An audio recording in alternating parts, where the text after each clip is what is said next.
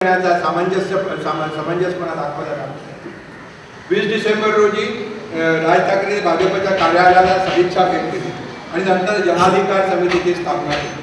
मराठी माणसासाठी निर्माण केलेल्या प्रत्येक गोष्टीचे स्थानीय लोकाधिकार समिती असो किंवा शिवसेना असो प्रत्येक गोष्टीचं पद्धतशीर विभाजन होत आहे आणि दुहीचा फायदा विरोधक घेत आहे. भाजप बरोबर युती करण्याच्या राजेंच्या मनात असेल तर त्यांना एक सल्ला द्यावासा वाटतो. अनाहूतपणा करतोय पण परत समोर खड्डा दिसतोय, डोळ्यावर पट्टी बांधता येत नाही. भाजपची धोरणे तुमच्याशी सुसंगत आहेत का? इतर भाषिकांच्या प्रश्नावर भाजप तुमची साथ देईल का? साधा सीमा प्रश्न आला तरी भाजप मूग गिळून गप्प बसते. त्यांचे राष्ट्रीय अध्यक्ष महाराष्ट्राचेच आहेत. पुन्हा मराठीचा मुद्दा मागे टाकावा लागेल त्याची तयारी आहे. पुढच्याला ठेस लागल्यावर मागच्या माणसाने शहाणे व्हावे ही अपेक्षा असते. भाजपच्या साथीमुळे शिवसेनेला नुसतीच ठेस लागलेली नाही, शिवसेना पुरती घायाळ झाली. काही झालं तरी शिवसेना तुमची आई आहे हे विसरून चालणार नाही. झालं तेवढं भांडण खूप झालं. शेवटी समविचारी आहोत. आजही सामान्य मराठी माणसाच्या मनात दोघांच्या बद्दलही आदर आहे. त्याची कदर करून काहीतरी समझोता करूया ज्यात दोघांचाही मान राखला जाईल. सत्ता भाजप बरोबर शेअर करायची तयारी आहे तर समविचारी शिवसेना मनसे एकत्रीकरण का नको? नाळ तुटली तरी रक्ताचं नातं तुटत नाही, तोड म्हटलं तरी तोडता येत नाही हे आम्ही सांगायला हवं. 1966 साली शिवसेनेची स्थापना झाली. त्या सभेत प्रबोधनकारांनी आपला बाळ महाराष्ट्राला अर्पण केलं. 2006 साली या शिवतीर्थावर मनसेची स्थापना झाली. त्या सभेत राज ठाकरेंनी स्वतःला महाराष्ट्राला अर्पण केलं. ठाकरे कुटुंबियांनी स्वतःला महाराष्ट्राला अर्पण केलं खरं आहे. ठाकरे कुटुंबियांना सुद्धा महाराष्ट्राने मोठ्या प्रेमाने शेकडावर घेतलं हे सुद्धा तेवढंच खरं आहे. महाराष्ट्रासाठी प्रबोधनकारांनी शिवसेना प्रमुखांनी केलेला त्याग महाराष्ट्र विसरला नाही आणि विसरणारही नाही. तुम्ही स्वतःला अर्पण केलं हे खरंच आहे पण तेवढ्याच प्रेमाने आम्ही हे तुम्हाला स्वीकारलं.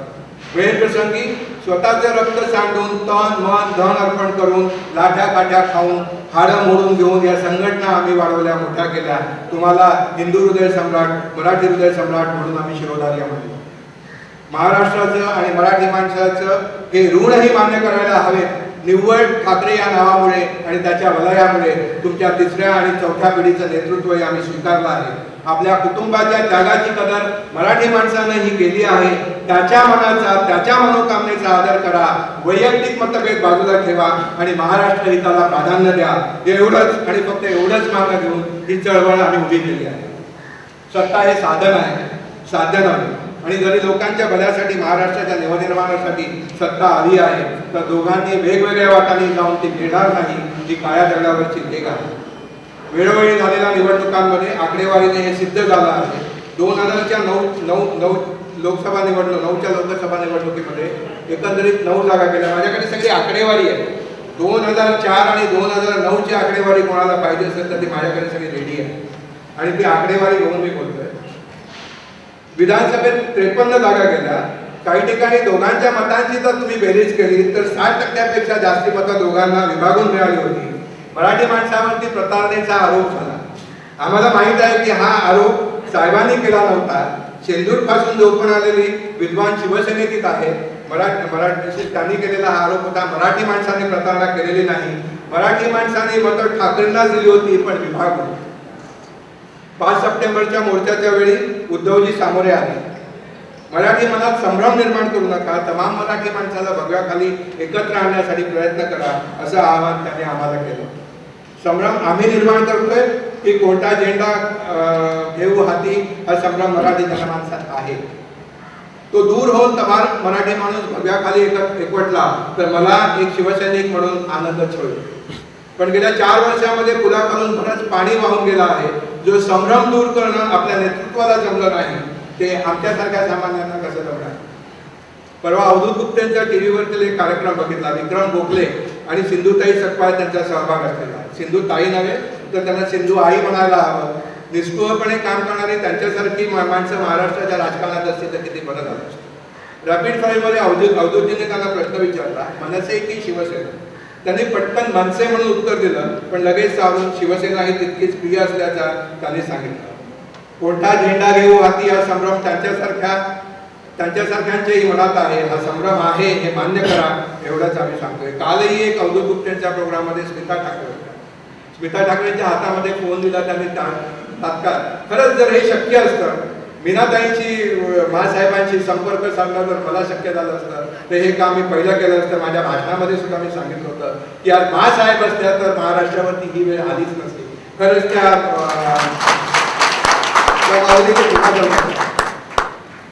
मुळामध्ये हा संभ्रम आहे आणि तो वाढतोय.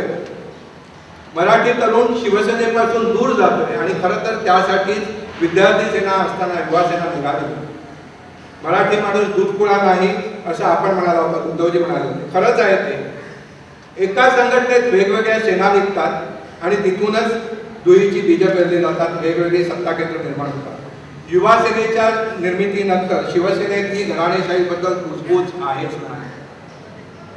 आजूबाजूची मंडळी प्रत्यक्षात काय दिसतं आहे त्यापेक्षा नेत्याला काय बघायचं आहे याचा अंदाज दोन दिशाभूल करतात. शिवसेना प्रमुखांच्या अथक प्रयत्नामुळे महाराष्ट्रात मराठी माणसाची भरभक्कम एकजूट निर्माण झाली. शिवसेनेची स्थापना झाली. अनेकांना शेंदूरपासून धोपण मिळालं. स्वतःसाठी सत्तेचं कुठचंही पद न घेता अनेकांना महाराष्ट्रात आणि दिल्लीत सत्तेची पदं शिवसेना प्रमुखांकडे मिळाली. तळागाळातल्या सामान्य माणसाला शिवसेना प्रमुखांच्या पुण्याईने देवत्व मिळालं. शिवसेना प्रमुखांचा त्याग महाराष्ट्र विसरलेला नाही आणि विसरणारही नाही. राजजी आणि उद्धवजी यांना मिळालेली लोकप्रियता हा शिवसेना प्रमुखांच्या वलयाचाच एक भाग आहे, याचा विसर पडता कामा नये.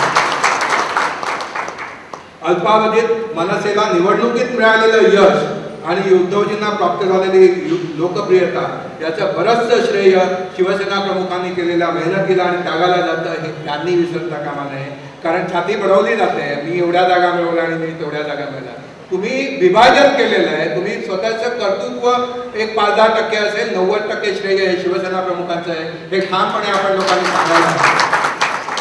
अतिशय सुंदर संधी मागच्या निवडणुकीत होती. सत्ताधाऱ्यांच्या विरोधात प्रचंड असंतोष होता, पण दुहीचा फायदा त्यांना मिळाला आणि आयती सत्ता काँग्रेस आणि राष्ट्रवादीला मिळाली. आपसातील दुहीमुळे विरोधी पक्ष नामशेष झाला आणि तरी या दुहीचा फेरविचार करण्याची गरज नेत्यांना वाटत नाही. कांदा 50 रुपयावर, लसूण 300 रुपयावर, सर्व जीवनोपयोगी वस्तूंची किंमत दुप्पट झाली आहे. विरोधी पक्षांमध्ये चहापानावरून झुकली आहे. एका चहापानावरून एकमेकांबद्दलचा विश्वासही नष्ट होतो, संशय निर्माण होतो आणि तरीही ही युती टिकवण्याचा प्रयत्न आता केविलवाणा वाटायला लागला. त्यापेक्षा आम्ही काय सांगतोय, चहापानासाठी तरी एकत्र येणार, वाद मिटवून संवाद सुरू होते. एकदा संवाद सुरू झाला की मार्ग निघेलच. कार्यक्रम समान आहेत, मुद्दे समान आहेत. मराठी अस्मितेला धक्का लागला, दोघांना सारखेच दुःख होते. दादोजी कोंडदेवांचा अपमान दोघांना सारखाच चालतो. दोघांचा विठ्ठल एकच. मग ही स्पर्धा कसली? सत्तेसाठी स्पर्धा करायला सुद्धा पहिल्यांदा सत्ता मिळवायला लागेल आणि दोन वेगळ्या वाटांनी जाऊन ती कदापि मिळणार नाही. आणि हेच सत्य आहे आणि ते अतिशय स्पष्टपणे सांगण्याचं धारिष्ट्य आम्ही दाखवतो. एक प्रश्न नेहमीच विचारला जातो, तुम्हाला हे दोघंच एकत्र का हवे आहे? असं काय फरक पडणार आहे? महाराष्ट्रात इतर पक्ष आहेत, ते महाराष्ट्राचं भलं करू शकत नाहीत का? मलाही मान्य आहे, राज्य कोणाचंही असो, सामान्य माणसाच्या जीवनात कोणताही फरक पडणार नाही. पण शिवसेना, मनसे या दोघांचाही मराठी माणूस हा ब्रेड अँड बटर आहे. त्यांच्या स्वतःच्या अस्तित्वासाठी, नेत्यांना स्वतःच्या अस्तित्वासाठी त्यांना मराठी माणसाची बाजू नेहमीच लावून धरायला लागेल. इतर अखिल भारतीय पक्षांची भूमिका नेहमीच बोटचेपी असते आणि भाजपही त्याला अपवाद नाही.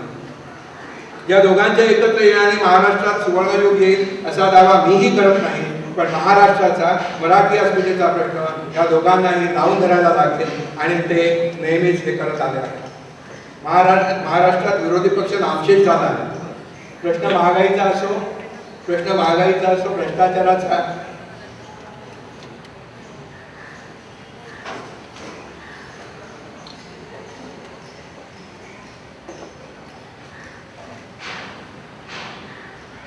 महाराष्ट्रात विरोधी पक्ष नामशेष झाला.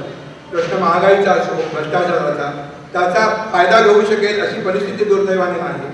महाराष्ट्रात मराठी माणूस मजबूत पर्याय शोधतोय, पण दोन्हींनी पोखरलेला विरोधी पक्ष स्थिर सरकार देऊ शकेल किंवा दोघांपैकी एक जण ज्याप्रमाणे दावा करतोय त्याप्रमाणे सत्ता स्थापन करण्याइतपत आमदार निवडून आणू शकेल ही शक्यता दिसत नाही आणि त्याचा फायदा काँग्रेसला मिळतोय. 2012ला महापालिका निवडणुकीत एकत्र न येण्याचा मूर्खपणा महाराष्ट्राचा घात करणारा आहे हे पुन्हा पुन्हा आम्ही निक्षून सांगतो.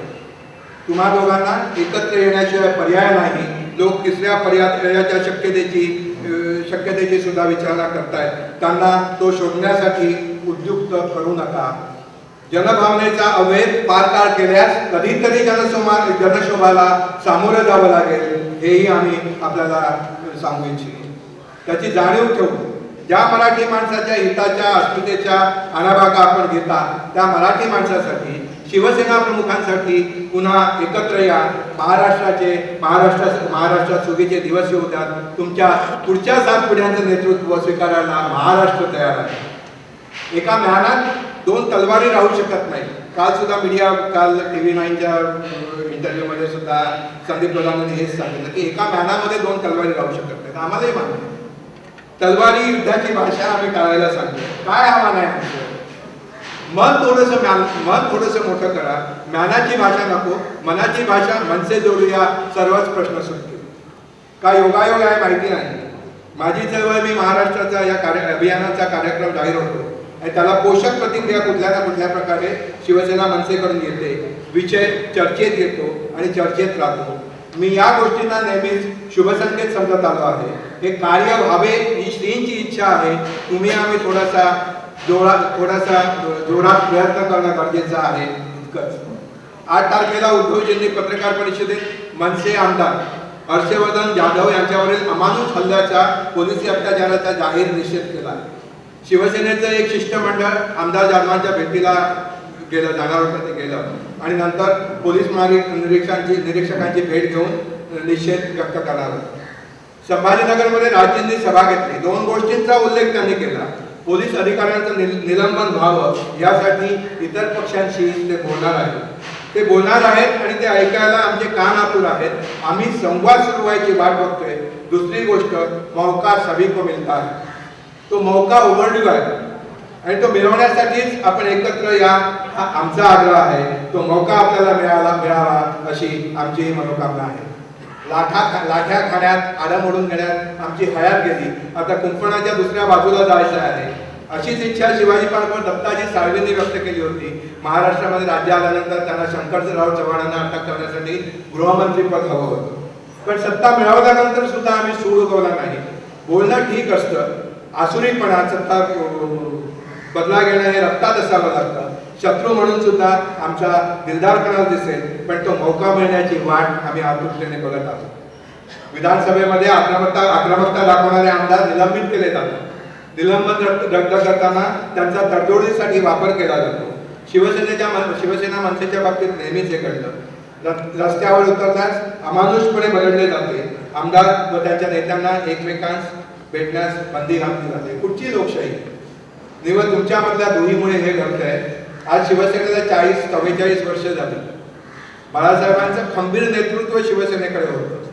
अनेक आंदोलनं केली, अनेकदा लाठ्या काढल्या. पण ज्या अमानुषपणे बदललं गेलं जाधवांना, त्या अमानुषपणे एखाद्या शाखा प्रमुखाला बदलण्याची हिंमत सुद्धा महानगरपालिका वगैरे ठिकाणी एक अघोषित सामंजस्य करार झाला असावा असं वातावरण आहे. सामंजस्याने सगळ्या गोष्टी चाललेल्या आहेत आपल्याला दिसतात. पॉझिटिव्ह ॲटमॉस्फिअरमध्ये हा सांगता समारंभ आपण करत आहोत.